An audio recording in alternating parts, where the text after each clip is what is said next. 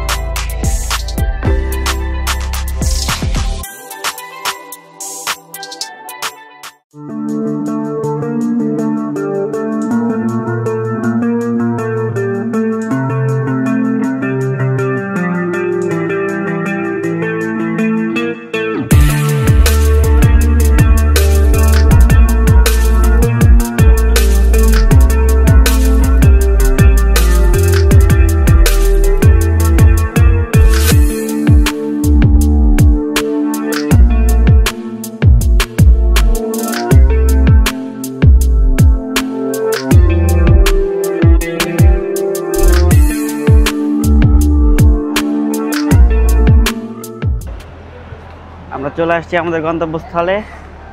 এখন যাচ্ছি ভেতরে। আসলে ভেতরে ভিডিও করা এলাও না, তারপর যতদূর পারবো করবো, সমস্যা নেই। বলো কেমন লাগতেছে লাইনে খাড়ায়? ভয় ভয় করছে আমার। কেন? হ্যালো গাইস, আমাদের কাজ শেষ। অভিজ্ঞতার গুলি মারি। পাসপোর্ট অফিসে ঢোকা মাত্র ফোন অফ, ক্যামেরা বন্ধ, মোবাইল বের করা যাবে না, সাউন্ড হওয়া যাবে না ফোনে, এরকম অবস্থা। তবে সব রকম মিলিয়ে একই রকম। তবে যতটা ভাবছিলাম অতটা না, স্বাভাবিক। সিস্টেম খুব সুন্দর, খুব একটা খারাপ না, সব নিয়ম মাফিক, মালয়েশিয়ার মতোই। তবে থাকে না এক জায়গায় ভালো মন্দ সব মিলিয়ে মানুষ থাকে, আসে কিছু মানুষের ব্যবহার আচার আচরণ একটু কেমন জানি। তবে সব মিলিয়ে আলহামদুলিল্লাহ, সব সিরিয়াল বাই সিরিয়াল। আমার কাজ কমপ্লিট। তবে ভিতরে কিছু রেকর্ড করতে পারি নাই, কারণ সেখানে রেকর্ড করার মতো বুদ্ধি নেই, আর ওখানে ভিডিও করা যাবে না। ভিতরে কোনো ক্যামেরা অন করা যাবে না, ফোন অন করা যাবে না। ফোনে রিং আসলেও সমস্যা, বের করে দেয়। হ্যালো গাইস, ব্লগটা শুরু করছিলাম যে আপনাদের দেখাবো পাসপোর্ট, মালয়েশিয়াতে পাসপোর্ট রিনিউ করার অভিজ্ঞতাটা। তো অভিজ্ঞতাটা আমাদের অভিজ্ঞতা ভোতা হয়ে গেছে। সেই অভিজ্ঞতাটাকে চাঙ্গা করার জন্য আমরা চলে আসছি KLCC টুইন টাওয়ার।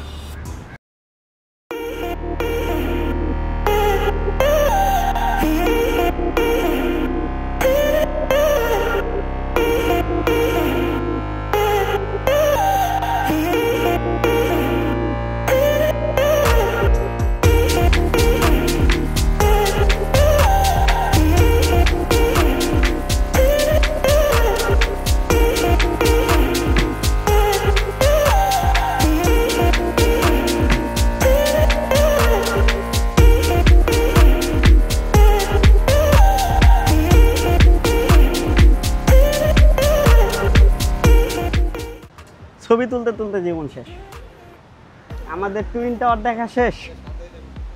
যাই হোক, পাসপোর্ট বানাতে গিয়ে অভিজ্ঞতা ভোতা হইলেও KLCCতে এসে টুইন টাওয়ারটা দেখে আমাদের অভিজ্ঞতা আবার চাঙ্গা হয়ে গেছে। Just wow! এত বড় বিল্ডিং বানাইছিল কিরা? অত উঁচে আসিল কিরা?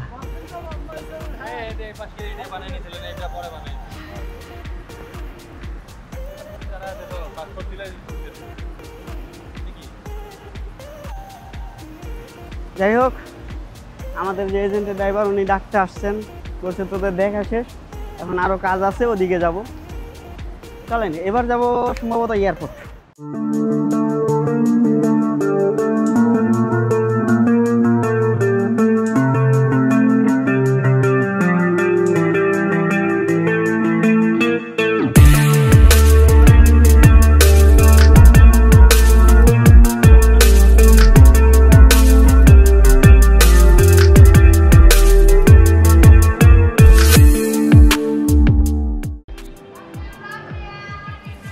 না খাবো না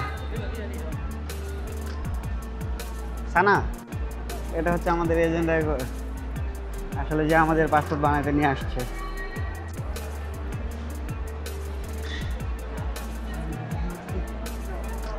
আমার সাইডে দিলে জেনে শুনে হারাই দেবো আমি।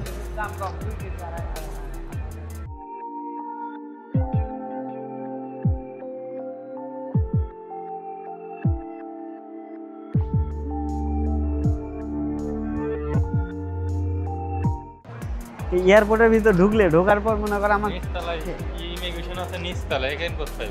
এটা কয়তলা এটাও আমি জানি না, তিনতলা খালি বালি আমি জানি না। আমাকে যদি এখান থেকে করে দেয় ওই যে গাড়ি যেখান থেকে আমি আসছি ওইখান পর্যন্ত যা, আমি পারতাম না, আমি পারতাম না।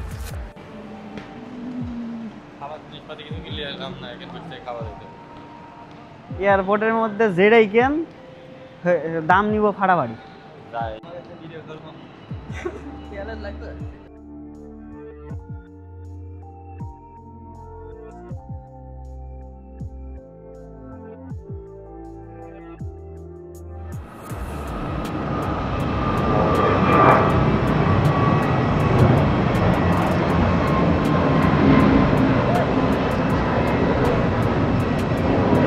সামনে টাকা ভাড়া করে দিই।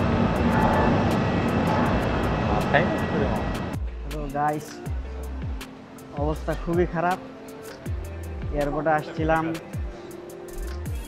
বিকেল 4টায়, এখন বাজে রাত 8টা। 4 ঘন্টা শুধু এয়ারপোর্টের ভিতরে ঘোরাঘুরি, বসে থাকা, খুবই ক্লান্ত। কারণ এই যে ইন্দোনেশিয়া থেকে লোক আসছে, এই যে 7 জনকে রিসিভ করতে আসছিল, এদেরকে রিসিভ করতে এত লেট হয়ে গেছে। তো গাইস শরীর খুবই ক্লান্ত, চলে আসছি পার্কিংয়ে। এখন গাড়িতে উঠে রওনা দিব রুমের উদ্দেশ্যে। আমার ফোনেও একদম চার্জ নেই, ভিডিওটা এখানেই শেষ করতেছি। ভিডিও খুব একটা করতে পারি নাই, ফোনের চার্জ শেষ হয়ে গেছিলো। তো এই পর্যন্ত যারা ভিডিও দেখছেন সবাইকে ধন্যবাদ। আমার ভিডিওটি ভালো লাগলে সবাই লাইক করবেন, কমেন্ট করবেন, সাবস্ক্রাইব করবেন। ধন্যবাদ, সবাই ভালো থাকবেন, বাই বাই।